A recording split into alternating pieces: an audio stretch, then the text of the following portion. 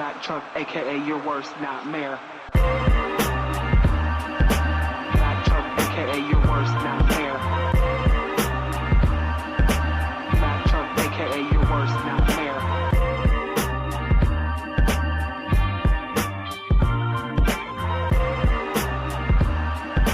Mack Truck, Mack Truck, Mack Truck.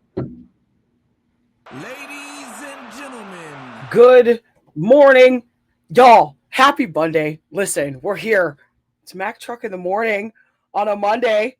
Yeah, listen, it's a Monday. We're here. I'm here. It's been an interesting weekend. I appreciate you guys for joining me here on the Underknown Network as well as the TikTok stream. Thank you for joining us here on a Monday evening, afternoon, morning, wherever you are in the general globe. My name is Mack Truck. Thank you for joining us.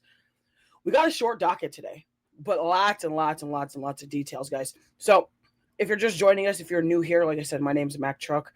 We're here, lodge and in charge, all of the things that come with being in the sports realm. Thank you guys for joining me. I appreciate it. I see you guys over here on both sides. Thank you so much. We're here.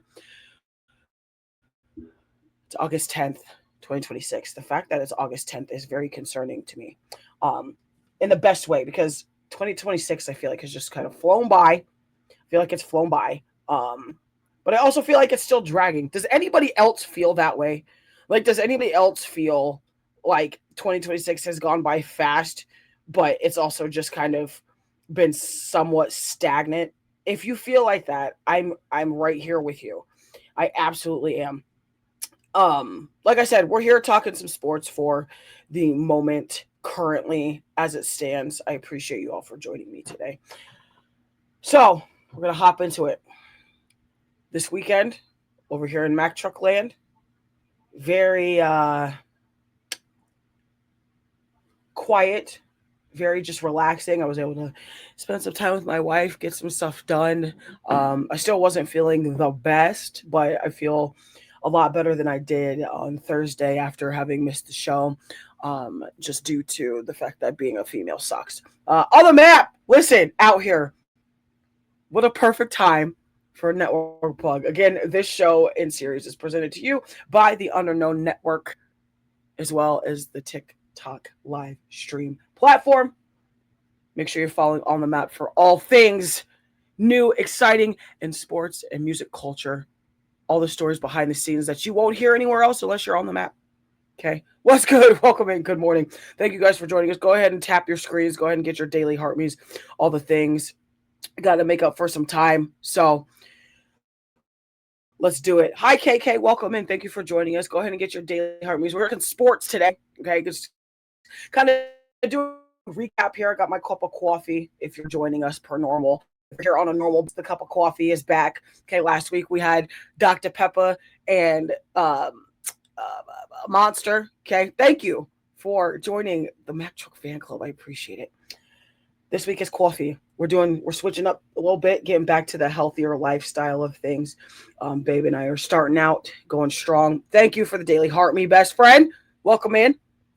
I appreciate you guys for joining me. Go ahead and share it out. Let's get some people in here. Let's see if we can talk some sports, get a good conversation going. Like I said, on the docket, the only things we have today are all things WNBA and some more NFL football contracts and controversies and training camp news and such. So we're not going to quite get into it because I just want to just chat with you guys. Just want to open up the room a little bit, get some feels out there, see how everybody's doing, how everybody's going, how the weekend was before we get into all things sports here.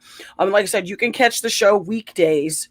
I am talking Enes Kanter. That is one thing I am talking about on the WNBA sphere. I was going to save this topic for the top of the week, and it is now top of the week, so we're talking about it.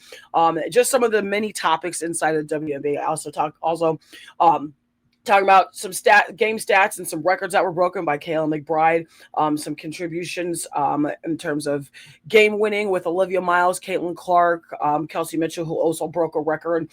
Also going to talk about the painstakingly obvious other controversy and drama when it comes to the WNBA and the Indiana Fever. Good morning, Nader Gator. Thank you for joining us here on Mack Truck in the Morning, the Mack Truck podcast. Again, you can find the show itself on the Underknown Network via Spotify and Apple Podcast, as well as on the map. Find out what that dude Biggs, FLG Game Flow with J-Mac, okay?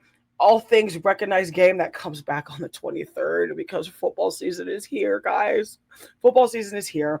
I don't know if you understand. I don't know if you know, but it's a thing. Also, thank you guys for joining me. I see everybody starting to come in here, and I appreciate it so much. Thank you for joining us. Like I said, we got two main topics, lots of details, lots of everything. Also going to go over the giant contract by Jahmyr Gibbs and just the entirety of the fact that it seems like every single time that we are talking football, especially just with NFL training camps going on, college game, all the things, it seems like every other day somebody's getting the biggest contract. Today, we're talking about Jahmyr Gibbs and why I am so enamored with this contract and why I think it should have happened before. But we're going to get into that later. We're also going to, like I said, going to talk about some basketball. We're going to talk about Enes Kanter in terms of the comments and some of the controversy around the WNBA. So I appreciate you guys for joining us. Thank you. Please keep tapping the screen, sharing it out. Let's get people in here. We're talking sports. Hi, Alfonso. Welcome in. Got some goals for today on the TikTok sphere. Got some goals over here on the StreamYard on the Underknown. Make sure you guys are following the Underknown Network. That's the only place you're gonna be able to find the show, unless I do like a random solo kickoff show during like the weekend or something. But the Mack Truck podcast can only be found currently on the Underknown Network via Spotify and Apple Podcasts. So make sure you're following all shows, and make sure you're following In My Bag Apparel and Customs by Evan Bradfield, the official partner and sponsor of the Mack Truck podcast. We'll have the official merchandise plug later on in the show. But I want to know how your guys' weekend was. What did everybody do? Was there sports? Did I hear about the Kawhi Leonard situation? I think they'll have an investigation done by training camp. I heard and saw a little bit of it. To be quite honest, I didn't fully invest in it because I like to, if I'm going to talk about it, I want things to be done. I want them to be solidified before I just, start talking on things that aren't completely solidified just because they always change. Thank you guys for joining us. All right, let's get into it. WNBA was live. Okay, fire as normal if you are a sports fan, if you're a WNBA fan. Myself, I am. And I'm going to just start. And before we even get into the stats, I feel like I need to preface my comments by saying this. Just because I am an Indiana Fever fan, and just because I am a Caitlin Clark fan, does not mean I am immune to criticizing her. I don't know. And maybe it's just the other platform of social media that I use where people are just like, so argumentative that they refuse to listen or hear other people's points of view. And again, I'm not saying that I'm perfect because I've definitely been there. I've definitely been in the realm of, my opinion is my opinion. And I don't really want to hear anything. I'm not absolutely like that now. So it's interesting to me that people in 2026 still have this interesting mindset. Yeah, don't worry, Alfonso, we're getting to Minnesota and Dallas here in the next couple seconds. But I just need to preface my comments in terms of the controversy with the Indiana Fever and Caitlin Clark and all the things. But right now, we're talking Kayla McBride, okay? Talking the Minnesota Lynx, who are just, listen, and I'll put my coffee cup down before I spill it, and we end up not having a show because coffee's everywhere. Kayla McBride, okay, and the Minnesota Lynx are not to be played with. I don't give a damn who you are. They are not to be played with. Kayla McBride especially, okay? And also, you can find this information, obviously, at WNBA News or WNBA.com, ESPN.com, and the Associated Press for those of you who would like to know where to find this information. You also always have to cite your information till you get those credentials to not have to. That's what we do here on the Truck Pod, okay? That's what we do. Now, Kayla McBride and the Minnesota Lynx, Olivia Miles and the Minnesota Lynx, Nafisa Collier, Minnesota Lynx, Courtney Williams, and the Minnesota Lynx crushed Paige Beckers, Arika Gumbawale, Izzy Fudd in a game this weekend.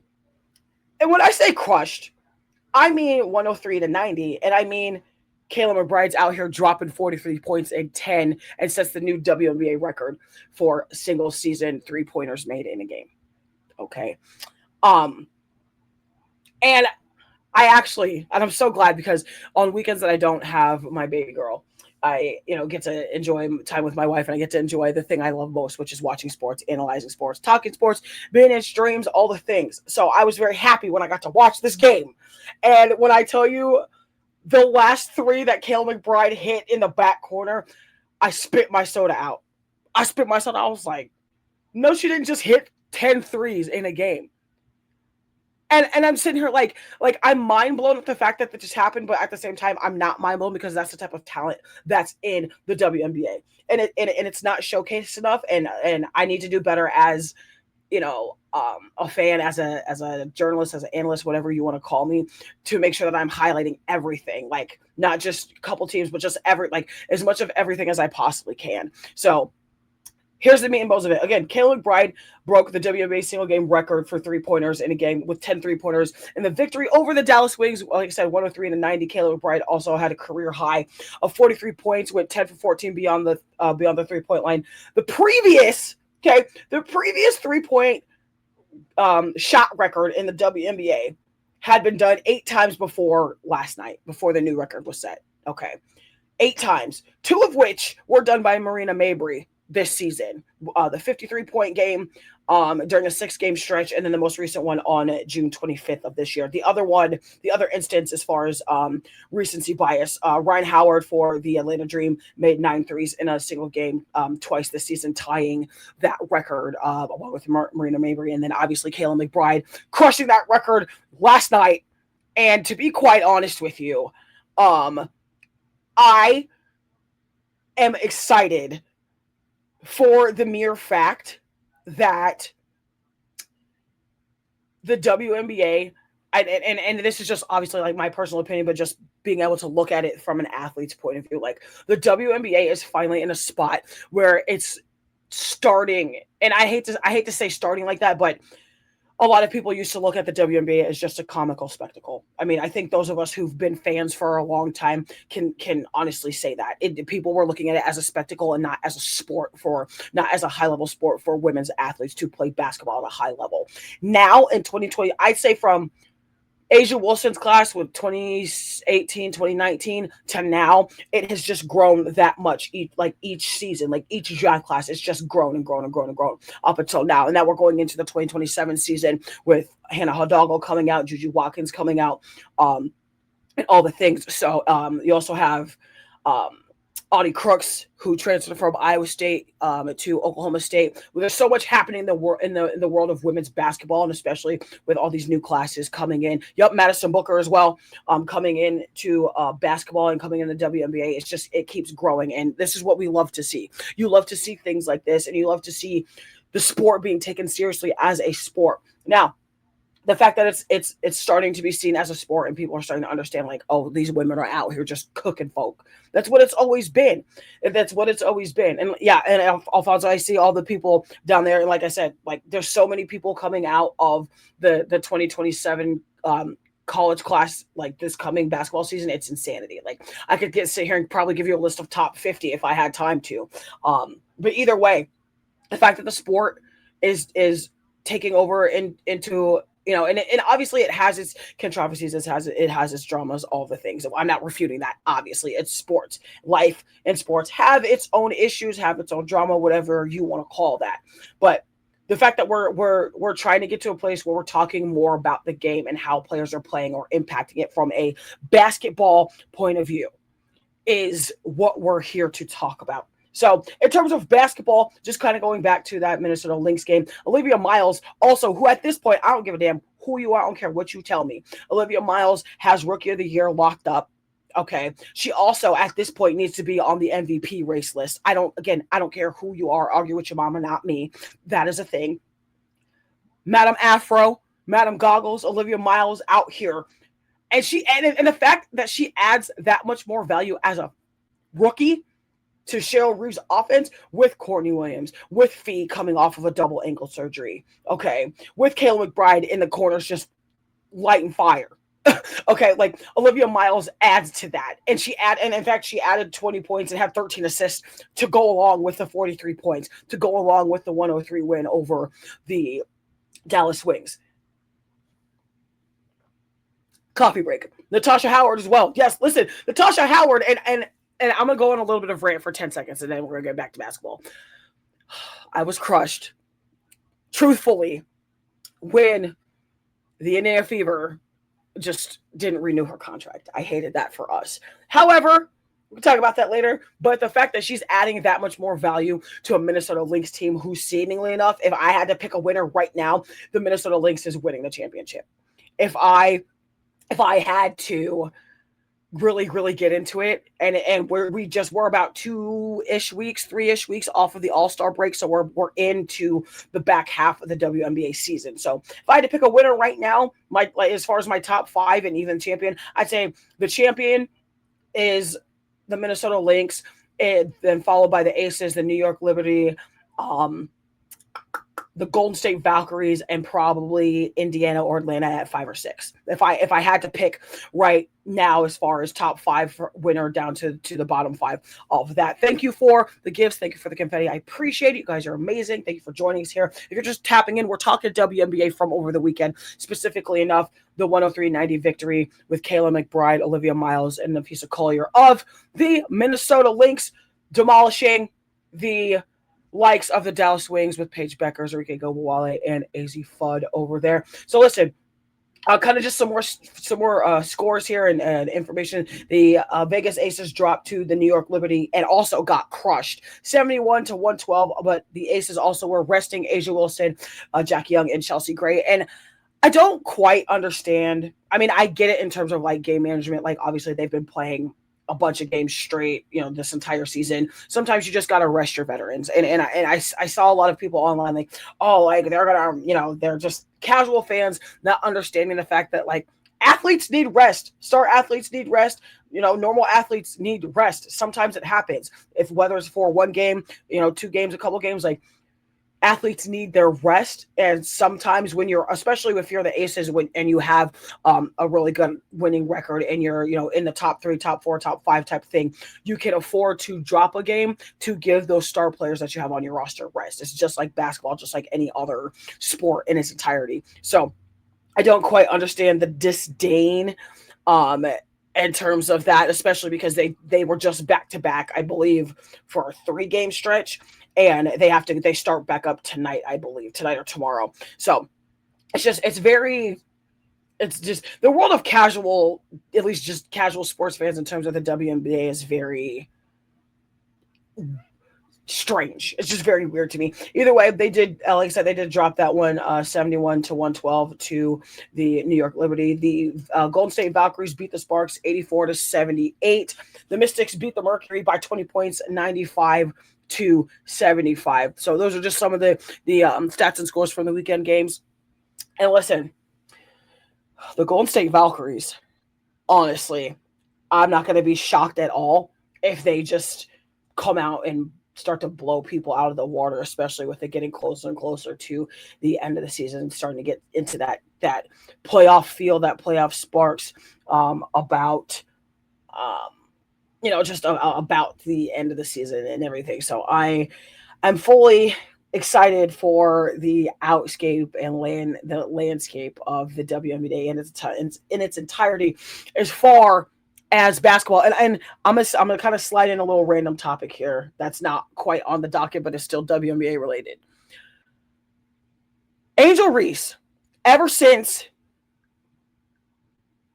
asking for a trade from the Chicago Sky and ending up down in Atlanta with Ryan Howard, with Brianna Jones, and everybody down there, Brittany Griner. Okay. I don't care who you are. I don't care if you are a hater. If you are a basketball fan, have played basketball, have watched basketball, have talked about basketball in its entirety, Angel Reese's game has been elevated since she left Chicago. And the fact that people don't want to recognize that is crazy to me. I don't understand it. I don't know why. And like I said, I think a lot of it stems back to people still holding on to stuff from college. And that's fine. I mean, there's a lot of people out there that hold on to stuff from when Caitlin Clark was in college, from when Leah Boston was in college, from Raymond Johnson was like people hold on to things because, for whatever reason, they seem to think that, if I hold on to this, my opinion is going to be facts. That's not quite how it is. Again, and I see everybody. Thank you guys for joining me. Hi, Melissa. Welcome in to the TikTok stream. I see everybody. Oh, my cousin's over here in the StreamYard. Hi, welcome in. You're watching Mack Truck in the morning. We're talking sports. If you guys are on both sides, please like, share, and subscribe. Tap the screen, send your gifts, all the things. Get the engagement going in its entirety. But back to Angel Reese. I don't understand the hate for.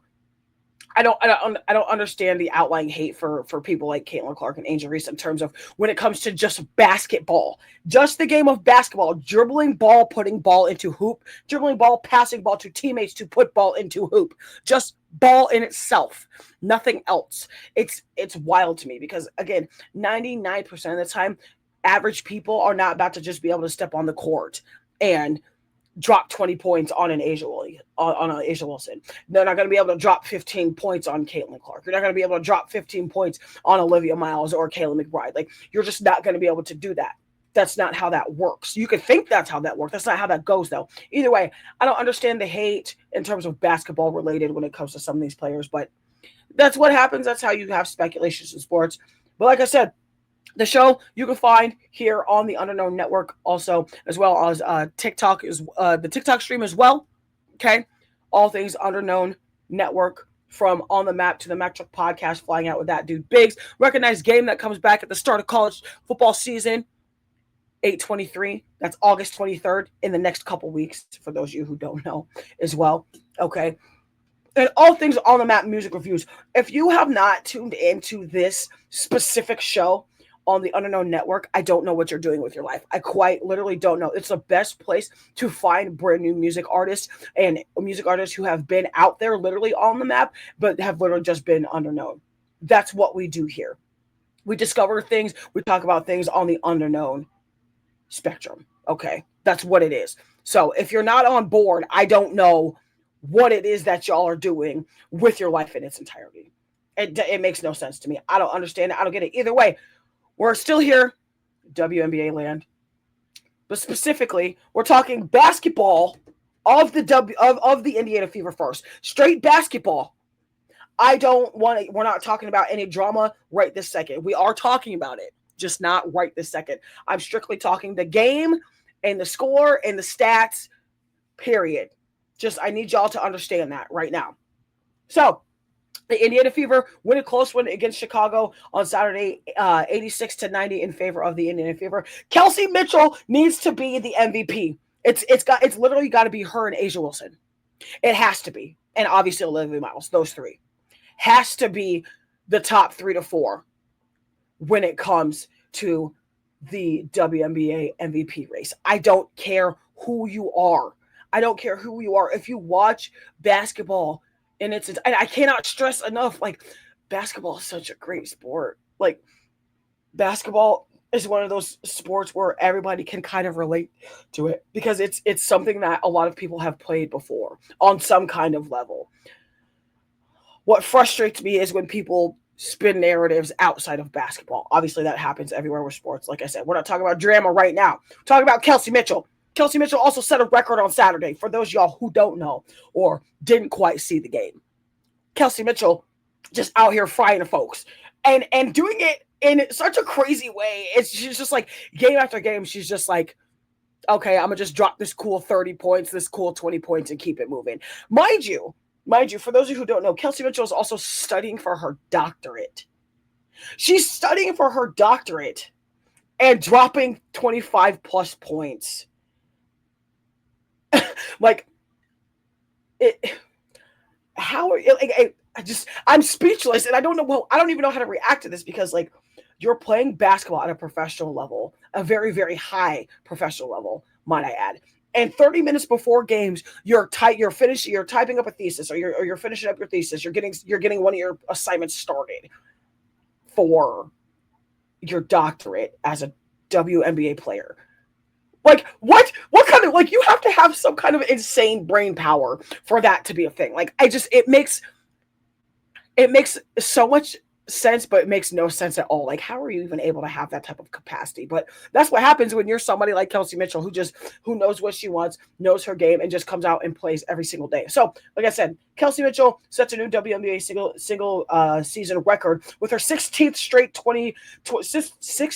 game of 20 plus points or more. Okay.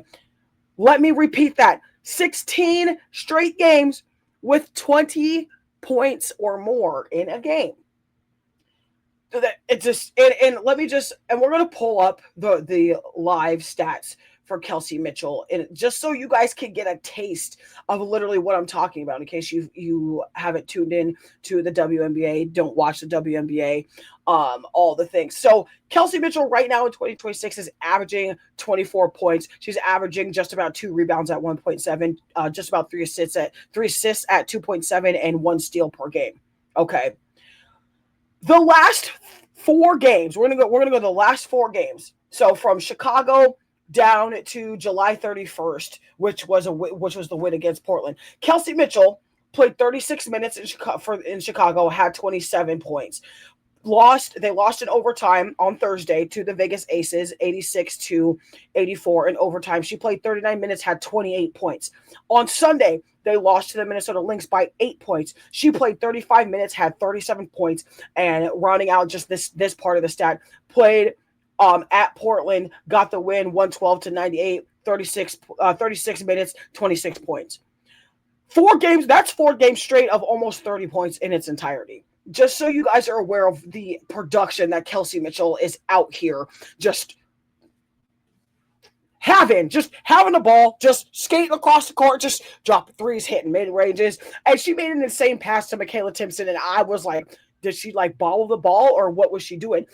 Michaela Timpson was coming back down the same side of the court. Kelsey Mitchell goes up for a layup and just tosses over to her shoulder. Michaela Timpson drops the layup in. I was like, oh, okay, so we're just out here whining and dining right now. Like, that's what we're doing. And you love to see it. But either way, and to add to this production, Caitlin Clark also adds 26 points and 11 assists in herself. Caitlin Clark has the most assists, I believe, in the WNBA right now. So for those of y'all who are out there saying that Caitlin Clark's not super efficient, ask Kelsey Mitchell. Ask the people on her team. You don't have to have a high shooting percentage to be completely efficient. Yes, your shooting percentage is like 80% of your efficiency rate, but it's also how you pass the ball. It's where you pass the ball, to who you're passing the ball to. Are your teammates making shots after you pass the ball? That's where your efficiency starts to come in. Her court vision is insanity. I don't understand how she sees these types of things at a high level. I'm for it though. Same thing with Kelsey Mitchell, though. Her court vision is disgusting in the best way possible. I'm just sitting here like, and I watch, then, like I said, the Indiana Fever is my team. They have been my team since I was little. I literally have my team, Kamika Catchings signed basketball right here above me on this other side of my shelf. Like, so I think it's funny when people sit there like, oh, you're a casual. That no, you clearly don't know who I am. I'll tell you that right now. Either way, Kelsey Mitchell's court vision is something I've never seen.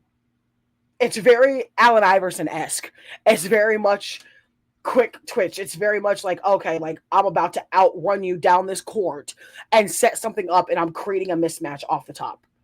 It's very much we're going to dump and dish and grab, either make them use the shot clock, whatever that looks like. We're making them spread out the ball and mess up their offense. And then when we get the takeaway, they miss a bucket. We're flying back down the court and we're setting something up right away. Like the Indiana Fever offense is very, very high tempo. But once they go cold, it's very hard for them to crawl themselves back. They have been able to do it. They did it with the Vegas Aces and lost by 2 points. Like, I'm not exactly upset with that loss. That was a very competitive game. I don't think you could have asked for more outside of winning.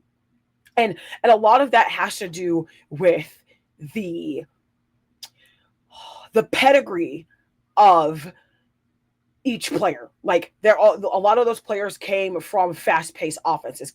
Kelsey Mitchell went to Ohio State, came from a fast-paced Big Ten offense. Caitlin Clark went to Iowa, came from a fast-paced, high-tempo offense in Iowa. Sophie Cunningham, who we'll get to in just a second, went to Mizzou, came from a high-powered offense. So, and it's just like, you could go down. Aaliyah Boston came from South Carolina, a very, very high-powered, high-paced offense. So when you put a lot of like-minded pieces together and you finally get them to click on all cylinders, it's scary. Just ask the Vegas Aces. Okay, ask the New York Liberty. Ask the Minnesota Lynx. I almost said the Minnesota Vixen, but ask them too. High-powered offense over there in the Minnesota Vixen land. Shout out to them, 2026 Pro Division champions for the WFA. If you don't know about the WFA, We'll talk about that in a new episode next week when it gets closer to football season. Either way, high-powered offenses and like-minded pieces make for success, but you also have to have the defense. And Indiana's finally showing consistent defense. So I'm not out here throwing stuff at my TV screen. I'm not out here cussing and everything. So it's great to watch. It's great to see. Either way, the Indiana Fever are also not a team to be messed with. The Vegas Aces, not a team to be messed with. Minnesota, definitely not a team to be messed with. Golden State, a lot of the teams in the WNBA are not teams to be messed with. But any given game day, anything can happen. That's what I have to say. Listen, we're going to get into the controversy of what happened in Chicago. Two different things happened. Well, really three different things happened. Two major things, one minor thing. Okay. So, and before we get into it, again, thank you guys for joining me here on Mack Truck in the Morning-ish. Mack Truck podcast, if you will, presented to you by the Underknown Network as well as TikTok Live itself. My name is Mack Truck. Thank you for welcome in. Thank you for joining us. All the things. It's Monday. Clearly, we're having speech issues just because it's the top of the week, but we're gonna get it together by Friday because we always do. Either way, make sure you're following the Underknown Network and make sure you are getting all your Mack Truck apparel at inmybag.bigcartel.com and the TikTok shop as well. Right now, when you shop online at bigcartel.com through In My Bag Apparel itself, I will say the Underknown Network. When you're online and you use the code word truck at checkout, you get 50% off your entire first order at inmybag.bigcartel.com and again on the TikTok shop as well. Okay, 50% off your entire first order when you use the code word truck. And again, make sure you tell them the Mack Truck sent you, because if you don't, there ain't no way that you've been knowing about the Underknown Network as well as In My Bag Apparel unless you've been already put on game. So don't sit here and tell me, but that's where you get all your merchandise. I have, some extra stuff, but I no longer sell merchandise by myself as far as like ordering it and selling it. Like it's all on inmybag.bigcartel.com in the TikTok shop. That's all I can tell you. That's all I can tell you. That's what it is. That's where you get it. Now, and I see a comment here from Alfonso, Bonanza Lady Queen of the Mystics was a good move. We're going to talk about that tomorrow. And there's a specific reason I want to talk about that tomorrow, because it kind of links into what we're talking about with the drama-wise in terms of what happened with Chicago and the alignment of player. And we're going to talk about Bonanza tomorrow, all the things. So just to kind of give you a hint of what's on the docket. So again, make sure you're tapping the screen, sharing it out on both platforms, all the things. Drama time. For those of you who know, the Chicago Sky and the Indiana Fever have always had some kind of beef, some kind of angst, some kind of hostility. It's what happens in sports, especially women's sports. The cattiness, the competitiveness, it's very chippy, very angry, very cat-like, if you will. Dejanay Carrington. If anybody has watched basketball in the WNBA, you know that Dejanay Carrington is very much she plays with a lot of emotion. She's very chippy. She's very much, she don't care. Like, I'm going to just put it out there.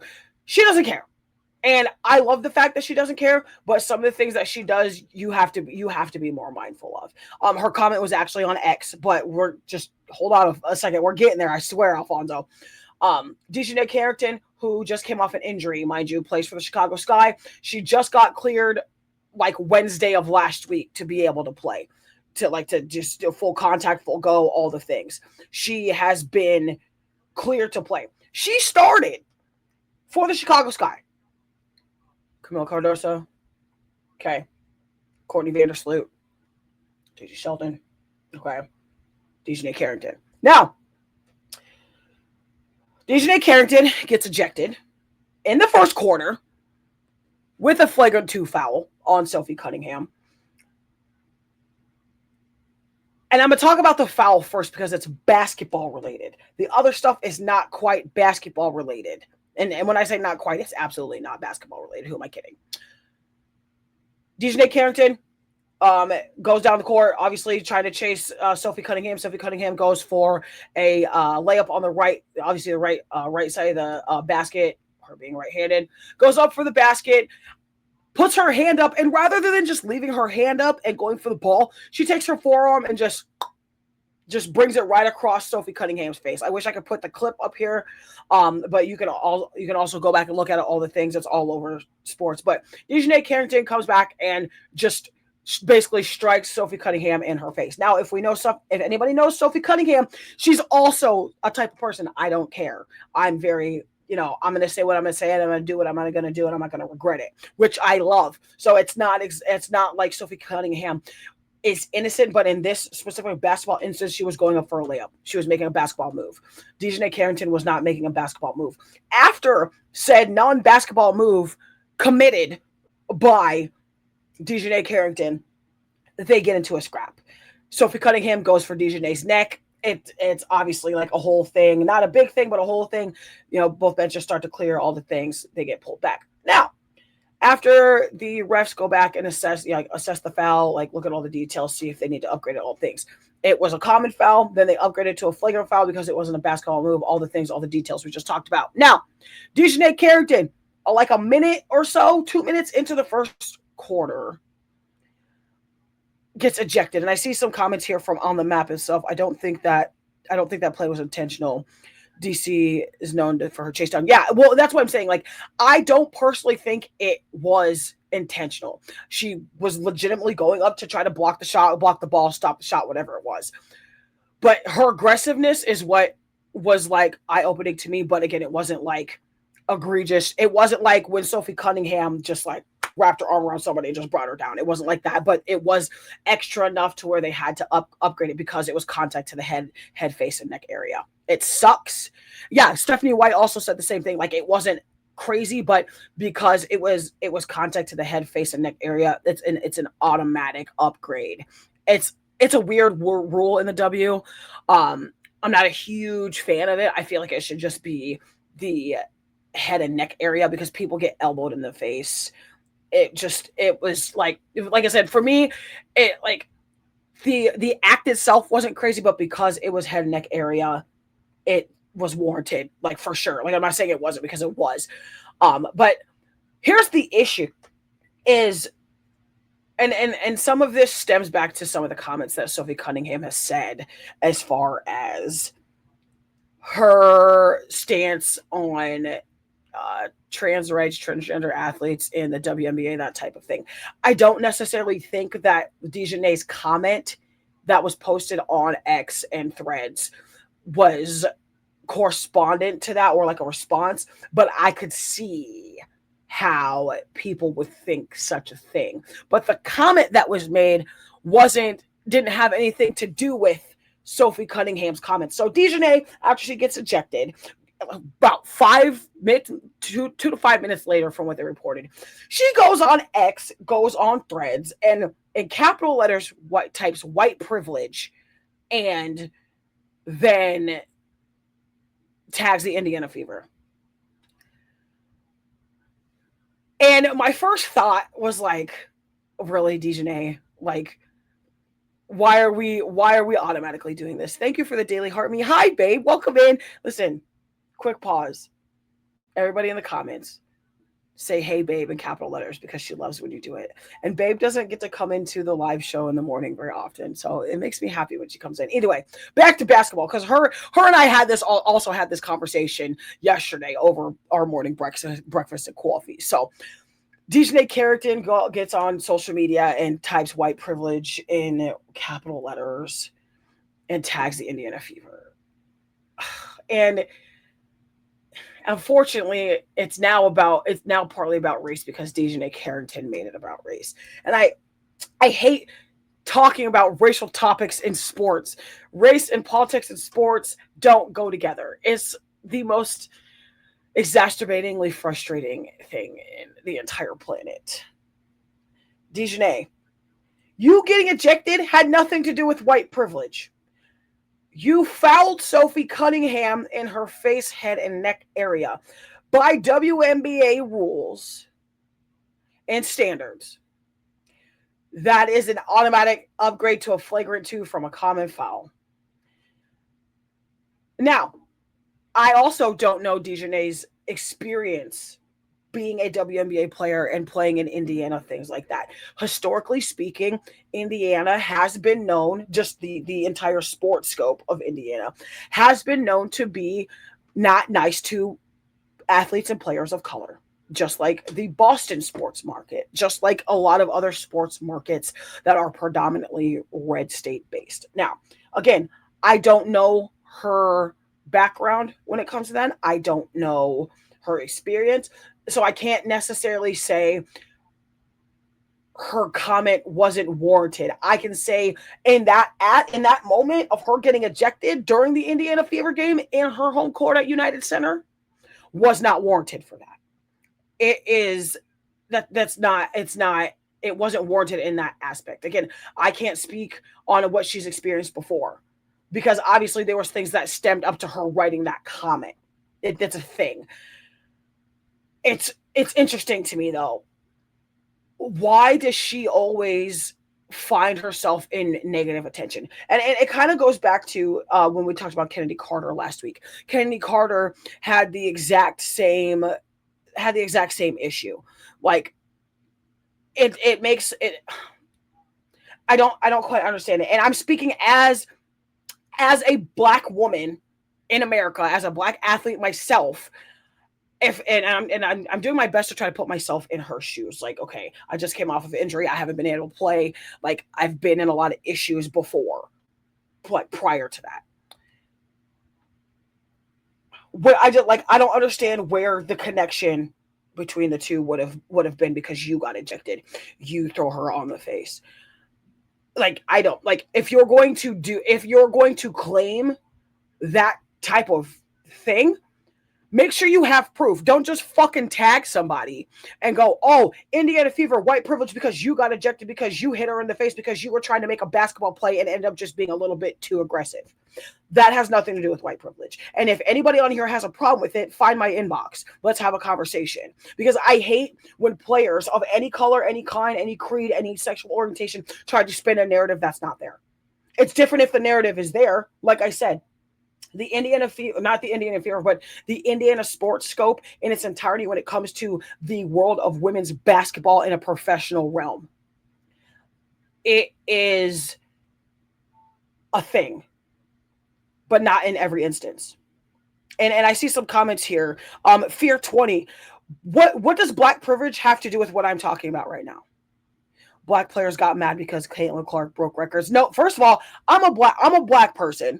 I'm a huge Caitlin Clark fan. I'm also an Iowa fan. I went to the University of Iowa. A lot of other if you're going to spin that narrative, and where this is a real conversation here on the Mack Truck Show, okay, Mack Truck in the Morning-ish. If you're going to spin that narrative, shut up and listen to what I'm about to tell you. A lot of black people did the same thing with Caitlin Clark. Did the same thing with Sophie Cunningham. Did the same thing with Paige Beckers. So don't sit here and come in my comments and talk about black players. No, it's equal across the board. And if you have a problem, the door's over there. Like, I'm sick of people trying to spin a narrative and trying to make it about race. Sports has room. Race, politics, and religion have no room in sports. Just like the other way around. Okay, if Sophie Cunningham spoke truth, I'm glad she did. And I think it's funny that people think that opinions are truth. That's the other thing, is your opinion is not a fact. Your opinion does not make something true in its entirety. Let me just, your opinion does not warrant truth.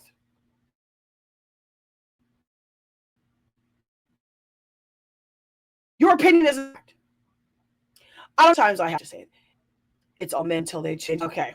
And fine. If you want to have this conversation, we can have this conversation because a lot of this is stemmed from what Sophie Cunningham said. So Fear 20, whoever this individual is, and I listen, and I appreciate the dialogue, okay? I always welcome dialogue of any kind, but when you start to get ignorant is when we start to have a problem. Keep holding the conversation like you have, and we can talk about it, okay? And this is going to be an interesting playback. I'm going to just throw that out there. Fear 20, it's all men until they change your gender, and then you start supporting them over real women. Well, I think it's funny because a lot of people that are talking about the issue with Enos Cantor and Royce White, who painstakingly enough goes into this entire conversation about Sophie Cunningham's comments, is everybody, and as a female athlete, at 34 years old, as a female professional athlete myself, everybody wants to talk about protecting women's sports, but none of y'all are doing it. None of y'all are supporting it. None of y'all are in here talking about women's sports in a space. None of y'all are out here sharing and subscribing to women's sports things. None of y'all are out here having those types of conversations. But the second a dude or somebody is truly trying to make a transition, you have a problem with it. Now you suddenly want to say, I'm an advocate for women's sports. Oh, I want to protect women's sports. No, the fuck you don't. Because if you were, you'd be in women's spaces. You'd be supporting women. You would not be online running your mouth about women's sports. But then when you see Royce White or somebody talk about, oh, I'm transitioning type of thing. Now, on the flip side of that, I personally don't think that's going to be a thing. Because there's not been any reports of old NBA players reporting that they're in a full transition from female to male, or male to female. There's not been any reports of that, so I think it's a publicity stunt, frankly. But if that were to be a thing, I don't have an issue with it. And if anybody on here has a problem with it, I don't fucking care. Frankly, I don't give a shit. It's my show. Okay, it's my opinion. That's how I feel. Obviously, other people feel a different type of way. Right, exactly. Bottom line, it does not have anything to do with gender or race. The topic was her actions at hand, quite literally. And thank you guys that are still in here. We're ranting and have a conversation. I think it's funny that Fear 20 said what they said and then left because they didn't want to hear what I had to say. Don't come into people's lives and platforms if you're going to have a conversation, have a real conversation, especially on mine. If anybody knows me at all, don't come into a space that you've never been into, try to hold a conversation, and then leave when somebody doesn't say something that you don't like. It don't make no sense. Either way, fact of the matter is, Dejanay Carrington got ejected for the attempted basketball move she made. That's the bottom line. It had nothing to do with white privilege. It had nothing to do with race until you made it about race.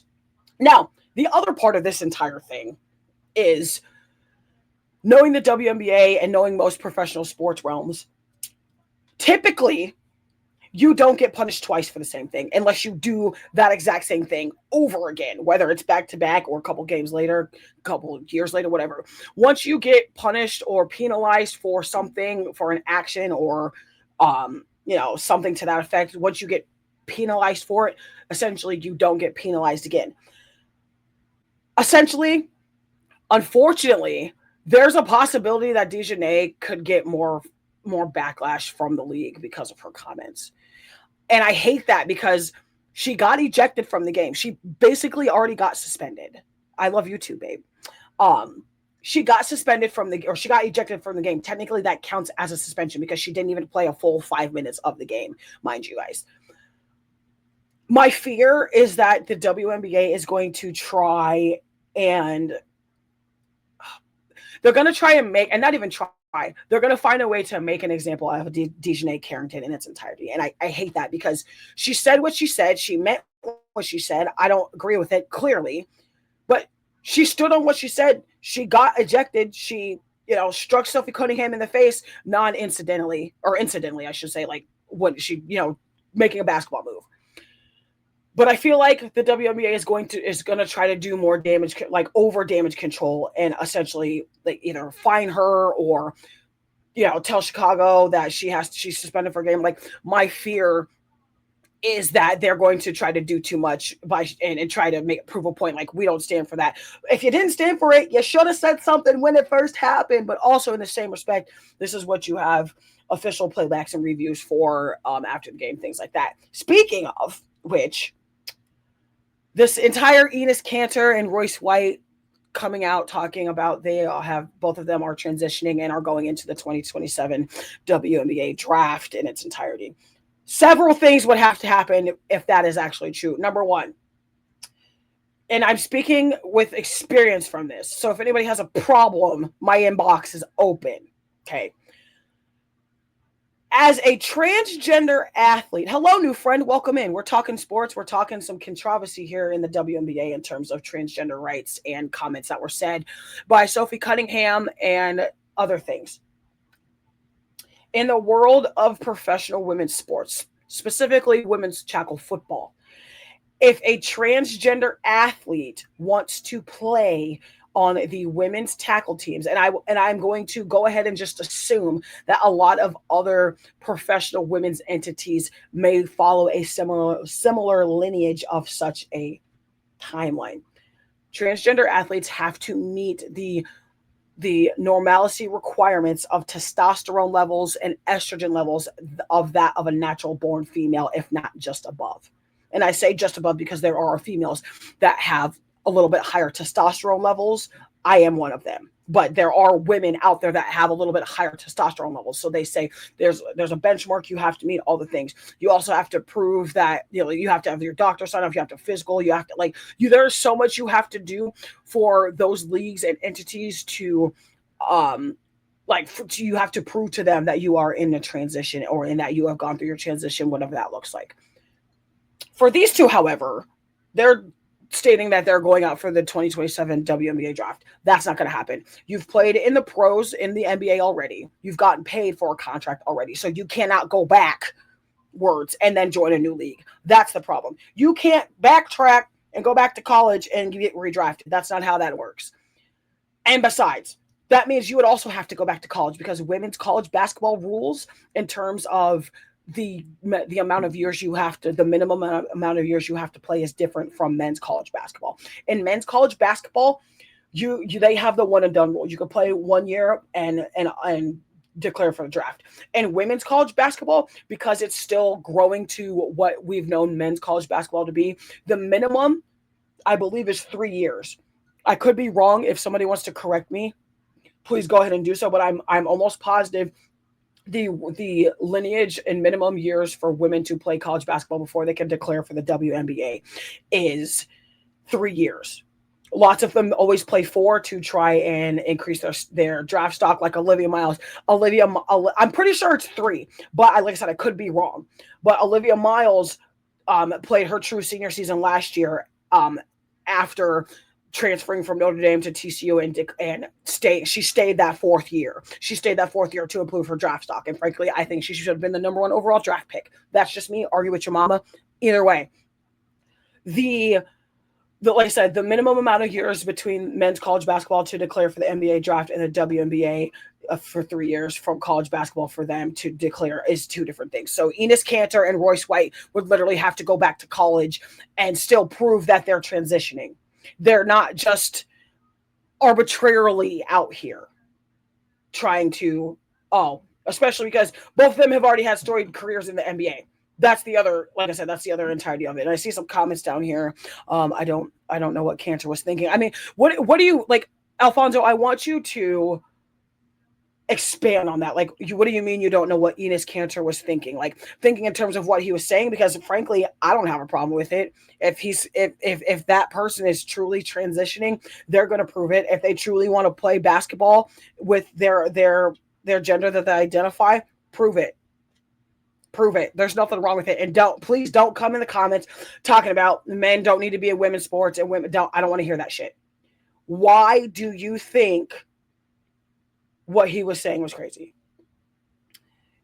Must be 22 years within the WNBA draft within. Okay. So like I said, I was probably a little bit off, but last I knew, I thought it was 3. It's 4. 4 or 22 years old. That was what it is. Unless you played overseas. If you've played overseas or you're in a foreign country, I think is the little bit of difference that I'm getting mixed up here. But either way, no, I just seen it right there. Thank you for that, by the way, best friend. But my point is people are going to make comments that you don't like. People are going to say things that are like, what are you talking about? Like, people are going to say things that do not necessarily favor the majority. Sophie Cunningham has always been one of those people. And that's also why I love Sophie Cunningham. Like, regardless of how you think she plays, yes, she averages about 9 to 10 points. And I also think it's funny that people are like, oh, well, she only averages 9 points. You have so much to say. You don't even average no points. Let me just make that clear. You average no points in nobody's NBA or WNBA, NFL, NBA, NHL, WHL, PBL, whatever. You average no points in any of those leagues. So who are you to say something? If she has something to say, or if anybody or any of these athletes has something to say, I don't think any one of us are in any kind of room or spectacle to really be like, oh, you don't get to say that. You average 9 points a game. Or do you have a uniform on? Do you have basketball shoes on? Did you just go through the warm-up lines? Did you just do Western Kentucky? Did you just have shoot around? The answer is no.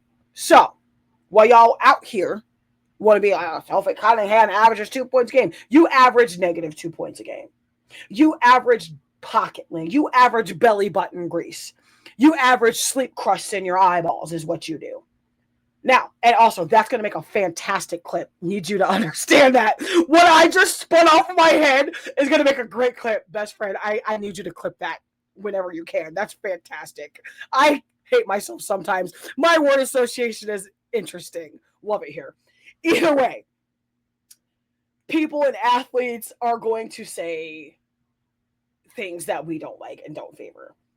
But the fact that and it kind of goes back to, and I'm going to bring this full circle here in just a second. It goes back to, in my opinion, Colin Kaepernick kneeling on top of his. Yeah, all good. Listen, no rush, best friend. Listen, I know being the executive producer of the network is a lot of work. So you know me, I'm patient. So you cool, but that's gonna be a fantastic clip though.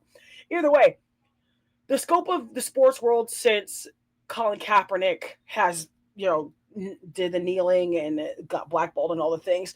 The scope of people and athletes having zero filter with how they feel about stuff has just progressed the entire time. I love it. I've always been a person that I'm going to tell you how I feel. You don't have to like it, but we're in a conversation and it's something that's close to my heart, your heart, whatever, you align with that. There's going to be a conversation and there's going to be things that weren't necessarily said or liked across the board. Now, going to the other side of this whole controversy, and like I said, this is the little drama that I was talking about at the top of the show. And again, if you guys are here, thank you for joining me. Mack Truck in the Morning-ish, the Mack Truck podcast presented to you by the Underknown Network, as well as a TikTok live streams. My name is Mack Truck. Thank you for joining us. Still talking WNBA. Just got done talking about Kayla McBride's night, dropping 43, setting the new WNBA three-point single game record, okay, with 10 three-pointers made in the game. Talking Kelsey Mitchell with her 16th straight game of 20-plus points. Caitlin Clark out here dropping assists. Olivia Miles out here dropping assists. Talking the drama at the top in terms of Dejanay Carrington's foul ejection, the X and Threads feed she created as she got ejected. Now, the shorthand of this whole thing, as far as just the Indiana fever and the drama we're talking about. And again, I see you guys. Thank you for joining me. Tap the screen, like it, share it out. Make sure you're following the Underknown Network. Get your dailies, all the things. We're still trying to get to that 100 person mark in the community so I can create a Mack Truck community gift. It's going to be dope. I'm excited. I got the design ready. So we're like 47-ish people away. So let's keep sharing. Let's keep getting it out there. Appreciate it. We're here weekdays from 12:30 p.m. to 2 p.m. Eastern, roughly, or just before, Monday to Friday. Again, you can find the show on the Underknown Network on Apple Podcast and Spotify, as well as your live streams here, TikTok, Facebook, YouTube, Twitch, and all other streaming platforms. Now, back to the fever. Caitlin Clark, who we know, if you watch basketball, have ever watched basketball since the dawn of time, or just recently with Caitlin Clark's, entrance into the WNBA and coming out of Iowa, Caitlin Clark is very mouthy. It's kind of scary. Sometimes frustrating, but warranted as a basketball player. Very frustrating. Things happen, all the things. Caitlin Clark has had 7 technical fouls. If you know the WNBA, once you get assessed your 8th technical foul, you get suspended for a game. Caitlin Clark originally was assessed at her 8th technical foul during this very chippy Chicago Sky game. But it was rescinded. And I knew it was going to happen. Watching the replay, a lot of people knew it was going to happen, getting it rescinded, because she didn't do anything to the referee. She didn't do anything to the official. Outside of her normally saying something, if she would have said something, like, normally her mouth is what gets her the technical. Like, let's be honest, her mouth is what gets her the technical, and that's okay. Like, I mean, it's not okay because that's bad. It's a bad look. Like, your star point guard you just get ejected because she can't just button it up a little bit. Okay. However, Caitlin Clark got knocked off balance out and traveled outside the baseline, as far as like just her body traveled outside the baseline, and she was like trying to stop herself, whatever, and bumped the official. Like not even intentionally, but like if you watch the replay, she's like she gets knocked off balance and like stumbles out of bounds, and the official's here, and Caitlin Clark is here, just like kind of just running, like stumbling in front of her, and she just like bumps her out of the way. And this is how I know that they were looking to give Caitlin Clark a technical foul, because the official waited about 3.5 seconds after Caitlin Clark had bumped into her, and Caitlin Clark is like probably a quarter of the way past the Chicago, or past the Chicago bench, going back towards the other end of the court where the ball was going. They teed her up about 3.5 seconds as she's running down the court. Now, if you're going to call that, call it right away. If you're going to call that and make it look like she did it on purpose, call it right away. Like don't wait, because she, like I said, she waited like 3 to 5 seconds and goes, oh, boom, teed her up. And I thought Stephanie White, Coach White's head was going to fly off of her shoulders. Because why are we assessing technicals super late? If that was truly a technical, you should have called it as fast as you possibly could have. Everybody saw the delay. And this is what's interesting to me. This is something I didn't necessarily agree with when it came to the commentating of this game in its entirety. And I believe it was Ryan Russo, because I believe he commentates a lot of the Indiana Fever games. Great commentator, all the things. But his comment, he goes, oh, Caitlin Clark gets a technical. She didn't even say anything. The fact that you had to say that she didn't say anything tells us all we need to know. Tells us that Caitlin Clark is very mouthy. Tells us that Caitlin Clark is very fiery. She also doesn't need to say anything to receive a technical foul. That's what blows my mind, is like the fact that we've been so used to players getting technical fouls.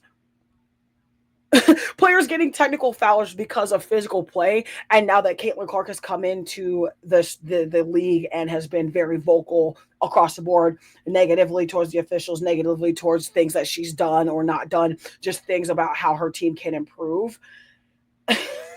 It's crazy to me. Like, oh, she didn't even say anything. I mean, she really doesn't have to say anything to get a technical foul. She could elbow somebody and get a technical foul. Anybody could get elbowed or throw a swing, to do something that's not a basketball move to get a technical foul. That's a thing. She was playing basketball, got bumped, got knocked out of bounds, all the things. Now, I want to know what you guys think about this before we move on, because we kind of did our audience topics at the top, but I'm gonna try to add them at the bottom too. So I want to know your guys' opinions on just if you think Caitlin Clark's technical should have been rescinded, what you think about it, all the things. That's if you watched the game. If you didn't watch the game, you can go back in and watch it again, or watch the clip and replay out here on the Mack Truck podcast. Also, cup. Listen, I've had this cup for like a decade. Don't remember where I got it, but I need another one. Welcome to the shit show. It's my favorite cup. Coffee on a Monday. That's what we're here for. So if you want, go ahead and drop your comments and all the things in both chats over here. But we're moving on. We're here. Still here. Got about 10 minutes left in the show, so I appreciate you guys for joining us here in the studio. Mack Truck in the morning-ish with your girl, Mack Truck. I'm here talking sports. Thank you for joining the fan club. I appreciate it. For those of you who are football fans, NFL fans, okay? Training camp is a thing. Contracts have been a thing. We've talked all kinds of contracts. We've talked just so many contracts in its entirety. I really can't even think of one off the top. Beyond Robinson, we've talked about him. We've talked about really what I feel like is all the running backs up until Jahmyr Gibbs. Jahmyr Gibbs is now the highest paid running back in the NFL, and how this contract hasn't happened earlier is interesting to me. But again, a lot of it has stemmed off of seeing like what other teams are paying their running backs, where the running back market itself either has been reset, has been, like if it's been stagnant, that type of thing. So if anybody has ever watched the NFL, specifically the Detroit Lions, play football in the NFL. This really cool guy named Jahmyr Gibbs, who runs the ball like Derrick Henry, but angrier. He runs so angry, it's insanity. And I want to know where, like, what planet did he drop from? Is my question. Like, I just, and I say this with so much angst because I don't understand how you run so angry and make it look so easy.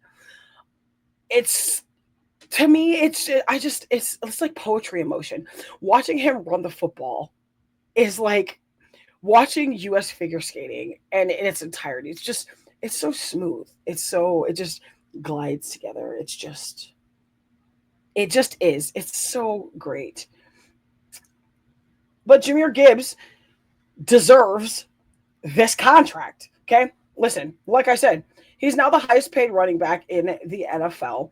The NFL in its entirety, obviously National Football League, 32 teams, 32 starting running backs, 32 starting quarterbacks, all the things. Okay? The Detroit Lions extend Jahmyr Gibbs for 3 years, $67.5 million. That literally could end up being up to $75.75 million, which also includes 51.5 guaranteed dollars of money to run the football and run through people for the Detroit Lions. Now, like I said, I feel like this should have happened a while ago. Obviously, with him coming in as a rookie, you have your rookie contract, and then in your last 1 to 2 seasons of your rookie contract, you're eligible for an extension depending on stipulations, all that. Why do players like Jahmyr Gibbs, and I say this with conviction in terms of like with having the utmost respect for how Jahmyr Gibbs has just built and built a lot like Amon-Ra St. Brown has very much just put in the work, grinded, and progressively has put the Detroit Lions on the map in terms of knowing when you come to the Detroit Lions or when you play them, you already know you're going to be in pain afterwards. You already know it's going to be a game of who's going to be able to stop who in terms of your offensive play. But why is it that players like Jahmyr Gibbs, who seemingly enough just fly under the radar, come in, play their position and just go, like they don't have very many complaints. They come in and grind it out, and pack up and go home. Why does it seem like these types of grinded out players always seemingly enough get their contracts last? I hate that. It drives me nuts. Like when you see a true player of any athletic ability, like in high athletic ability, let me phrase that. Like, why are some of these players that are flying under the radar getting these contract extensions what seems like so much later in their career, if that makes sense? Like, I don't understand it. It makes no sense. Someone help me fathom this. Like, why? And like I said, maybe I'm overthinking this entire thing. I could be. It's very likely that I could be overthinking this, but it kind of makes me upset. Just and not and upset. So it's just like I'm just like upset in the terms of just being like, damn, like he been out here just raw dogging y'all for years. Like y'all being other teams, like just been out here, just I'm gonna run through you, throw you 5 yards, get another 5 yards attached to, all the things that come with being a consummate running back. And not even the fact that he's a running back, but he is a running back that catches passes very, very well out of the backfield. You can send him on a route, you can have him block, all of the things. Like, especially, and I find him more to be like a consummate hybrid player, although his primary position is running back. He catches passes out of the backfield. He's done a little bit of flea flicker. He, all the things. So it just makes me sit here and wonder, like, where do some of these, or how are some of these organizations assessing who gets contracts or when they get contracts in its entirety, if that makes sense. So like I said, maybe I'm overthinking it. Maybe I'm just like, meh, just maybe I'm just like being nitpicky, but it makes no sense to me. Like, why are we like picking and choosing? It seems like we're picking and choosing when players get these contracts or if they should get these contracts and type of things. But also in the same respect, it's like, I mean, obviously being paid to play sports is like not, and at least in the world of men's sports. And I say this because the women's sports scope in terms of the court of public eye is the complete 180 opposite. So like with men's, it's like they get paid on the potential. They get paid on what they did in college or what their scouting tape has shown. For women's sports, it's very much the opposite. Like, what have you done for me lately? And they could just be coming out of college. But also now, like, just kind of talking about the WNBA, like now with the new collective bargaining agreement, like with the new CBA for the WNBA, that some of that is mitigated to an extent, but it's just like going back to the whole NFL contracts thing. It's just like, how do y'all decide who gets when, where, what goes, who gets what, when it happens, all the things? Do you actually base it off of like the contractual timeline of a rookie contract and go from there? Or do you go off the fiscal year? I would assume a little bit of both, but it's like I said, that's just my business mind kind of going and just really wondering, like, and the same thing, I said the same thing when it came to Beyond Robinson as well. Like, why did it take y'all so long to pay that man? If you know, pay that man. We got to bring that back somehow. Boss man, if you in here, got to bring that segment back. Pay that man. If you know, you know. That's all I'm going to say. If you were here with Pass the Rock, you know exactly what I'm talking about. But pay that man. But why did it take y'all so long to pay that man? Like quite literally. Same thing with Saquon Barkley when he got his contract. Why did it take y'all so long to pay him? Like, and it's interesting to me. I don't understand it. Maybe these are questions I can get answers to later on. Right now, I don't have some clue. Listen, that's all we got for you today, folks. Okay, listen. It was a good show when my coffee is still sitting here in my cup. I don't know if y'all can see it over here, but coffee is still in the cup. Didn't even get to finish it because we was having a good conversation. And like I said, I appreciate everybody coming in, having a dialogue, whether it's a dialogue I agree with or not. Like, I always welcome dialogue. When it starts to get ignorant is when I have an issue. Wasn't too hot or spicy today, and I appreciate that. I appreciate y'all being able to come in and have a conversation, all the things. So, like I said, that's all we got today. Tomorrow, still talking a little bit more WNBA. Going to have the huge topic on Benijah Laney Hamilton as well, going to Chicago, going to Washington. Going to have more stats and more drama as well. Definitely talking baseball. I've been putting baseball on the back burner purposely because there's just been so much happening in the trade deadline. There's been so many contracts.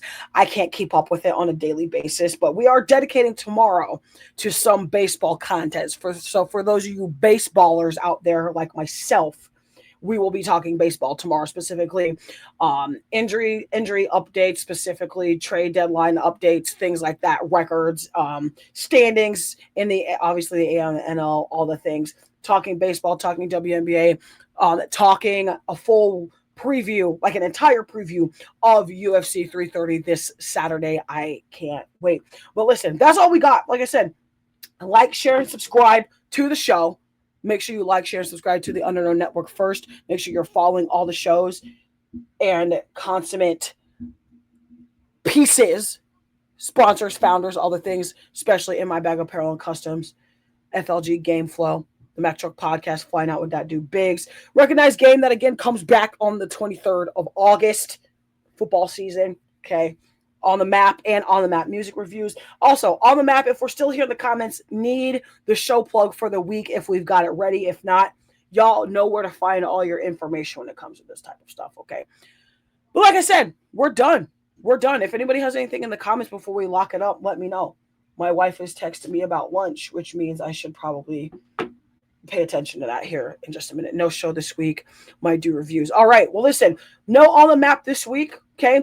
Probably, possibly going to be some reviews. Got to see what the executive producers and all the things have for the week. But no on the map this week. So make sure you're tuning in still to all things on the Underknown Network. Make sure you're following on every single social media. Make sure you're following on every single streaming platform in its entirety. We love this. Okay. Like, share, and subscribe to all things on the network, Apple Podcast and Spotify as well. The Mack Truck Show, Mack Truck in the morning-ish. And I really kind of love what we're doing here. Got a daily show going back, like I said, at the top of our new revampment. If you've been with me through the show, through my platforms, the multiple platforms I've had, from professional radio to just doing it in my basement to doing it in my office, as far as like being back in Iowa, all the things. If you've been with me, you know the type of grind that we have had. If you have been with the Underknown Network's core in terms of myself, J-Mac, and the executive producer just sent me something, and for some reason I can't read it because I'm blind. Either way, if you've been with us through this entirety of the entirety of what we've been trying to do, you know where we're trying to go with this. Oh, okay, that's fire. That's cool. I didn't even know this was a thing. Listen, I'm old, okay? 90% of the time, I don't know what's going on when it comes to, like, the big stuff behind the scenes. I just be on here. Thank you for that. Okay. So is this something that I can plug right now? Or is this, like, I believe this is something I can plug right now. So we're going to do that. Fresh plug here on the show. Hi, babe. Welcome back. So if you want to subscribe, okay. But is this for like people here, like inside the network, or people outside the network? I want to make sure I'm plugging it right. This the back half of this is going to be great. Oh, okay. Okay, that makes sense. Okay. I was confused. Okay. So is it? Oh, okay. It's one rate for each, right? Okay, that makes more sense. I was like, is this something we're plugging new? That makes sense though. Okay, listen, I'm so slow. I am so slow. I'll be like, wait a minute, what? That makes sense though. Okay, so it's one every. Listen, I'm slow. Y'all gotta tell me things like 4 times, okay? Like, I'm like, what? It's like air just flying up in this head of mine. Either way, we're done with the show. This is going to make some good uncuts and all the things. But again, make sure you're liking and sharing and subscribing to all things on the Underknown, on the Underknown Network in its entirety. Make sure you're liking, sharing, subscribing on Apple Podcasts, Spotify, all things across social medias as well. You can if you want to. I don't know how this. You're gonna have to text me about this because I'm still confused, but a lot of it makes sense. So you're gonna have to explain it to me because I'm slow. Either way, we're done for the day. I will see you guys tomorrow. Thank you for joining me. And yes, babe. Okay, I thought the Lake Michigan was the state at one point, and no, I was not gardening. I had a literal blonde moment. It's fine. Okay, just don't judge me. It's all right. Either way, that's the end of the show. I'll see you guys tomorrow. Make sure you're tuned in 12:30 Eastern to 2 p.m. Eastern, 11:30.